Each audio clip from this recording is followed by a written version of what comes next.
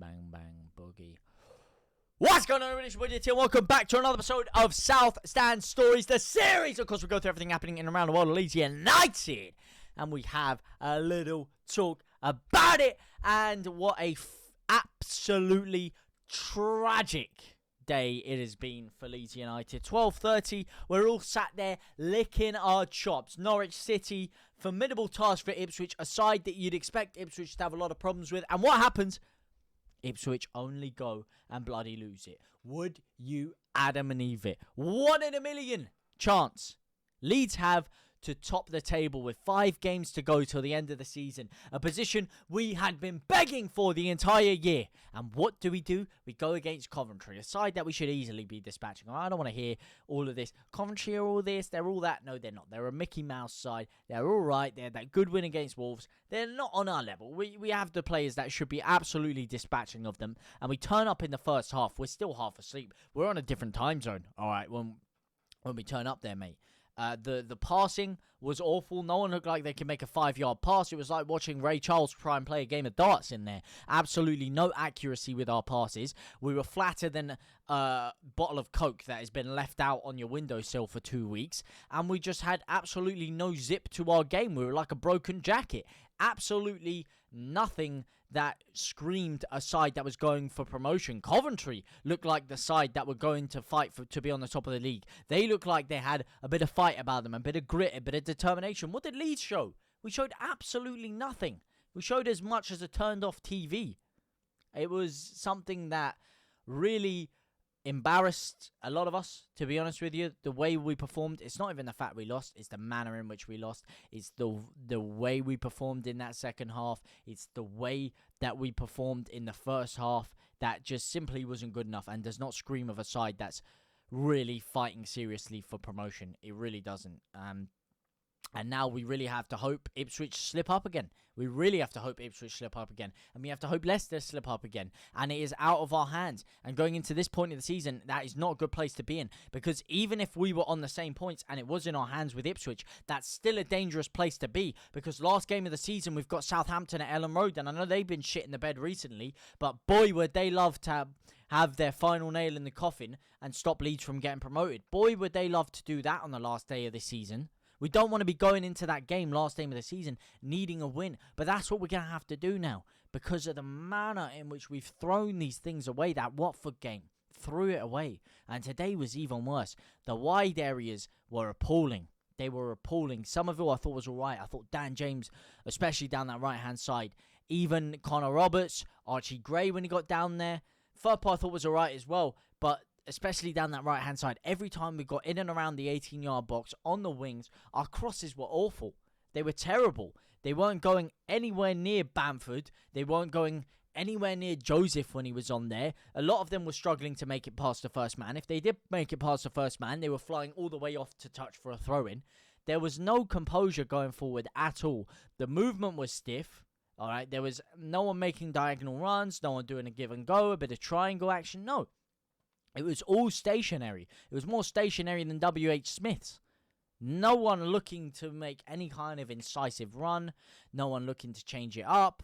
Nothing. And that's when you look to Farke and you look and you say, listen, mate, this isn't working. This isn't working right now. It isn't working. So my question to you is this Daniel Farke's fault? That's my question to you. Is this performance Daniel Farke's fault? Or is it the player's fault? Because I'm sat there at the 45th minute mark, at even the 40th, even the 30th, and I'm like, mate, this really isn't working. We look so flat. We have no control of the ball in the midfield. Even though we've brought Ilya Gruev back, he's not able to really do much in the midfield. I thought Kamara was poor. I thought Gray at right back was not having his best performance. You're screaming, please, do something. Okay, second half. He puts Gray in the midfield. He puts Connor Roberts right back. You're starting to think, okay, let's see what Roberts can do. He'll probably defend better than Gray going forward. He can be dangerous. Didn't really pose much of a threat going forward at all. Archie Gray in the midfield didn't really feature heavily. Like, there was just no control. I think that's where the game was won and lost, really, was the midfield. And Farke should have been more proactive with that, in my opinion, because the game was lost in the midfield. Coventry dominated us and they bullied us and they pushed us around and we looked feeble and we looked weak. And all it took was a couple of looping through balls, and our defense fell asleep like a flipping, what do you call it, a squirrel during hibernation. Completely shut off. And just leaving them so many gaps, so much space, like a fucking donut, mate. Just a big gap in the middle of that defense, splitting it every time. Their second goal was embarrassing, mate. It was one looping through ball. No one even made an effort to get the ball off him. Gruev, he's probably not fit. Why is he playing, man? Why is he playing for that long if he's not fit? When they got the long through ball over for their goal, Gruev's walking next to him. He's walking. You got to run. You got to track back. You got to try and get there before he crosses. You at least got to make it hard for him. You give him so much time and space to pick out a perfect pass that he wants. And then it was a great finish. I can't lie to you. Back heel, but man, was that poor. And then you look at it. Okay, these are the positives for Leeds. Last 20 minutes are the positives. Leeds start to build a bit of tempo going. We start to get a bit of pace in our attack. A bit of a zip in our zap. A bit of yin for the yang. Okay, we're playing it out wide. We finally got players from out wide coming into the centre and vice versa. We're actually confusing Coventry a little bit. Coventry are completely sat back at this point. They've got their goals. All right? So they're sat back and they're waiting. And that's a dangerous position for them. And this is where Leeds have all the joy. This is where Leeds have the opportunity to steal a few goals. To do what Brentford did earlier on in the Premier League. Get a couple of goals in a couple of minutes. Come back. Cause them problems.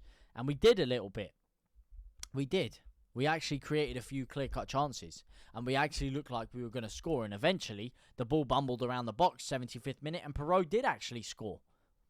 And that's when you're looking at Leeds to kick on. Another quick attack. We're still losing. But no.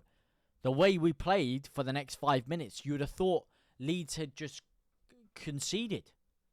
Because Coventry was straight back on us. Or you would think Leeds were already in the lead. And we didn't need to prove ourselves. Because Coventry was straight back on us. Pinning us back. Completely pinning us back that game. And it took us another 5-10 minutes to kick on. And when we eventually did, Joel Perot gets a big chance and he misses a sitter. Misses an absolute sitter. And that would have won us. That would have leveled the game. We could have potentially won it after that. Maybe, maybe not. But either way,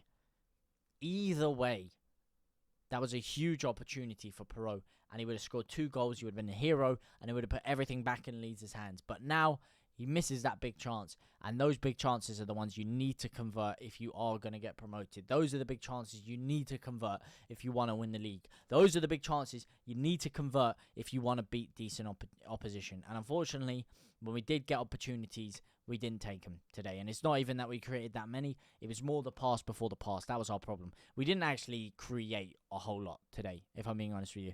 We weren't like we usually are, where we create loads of great opportunities and we miss a bunch of them. No, that didn't happen at all. We didn't create and miss. We just didn't create. Our final ball was poor every single time.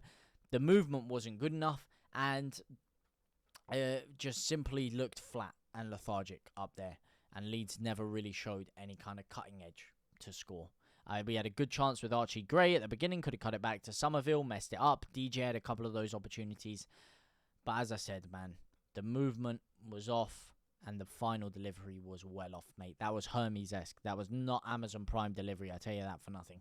Anyway, guys, let me know what you guys thought about the game down in the comment section down below. Do you guys think our automatic promotion hope is over? Or do you still think Leeds have a chance to get automatics?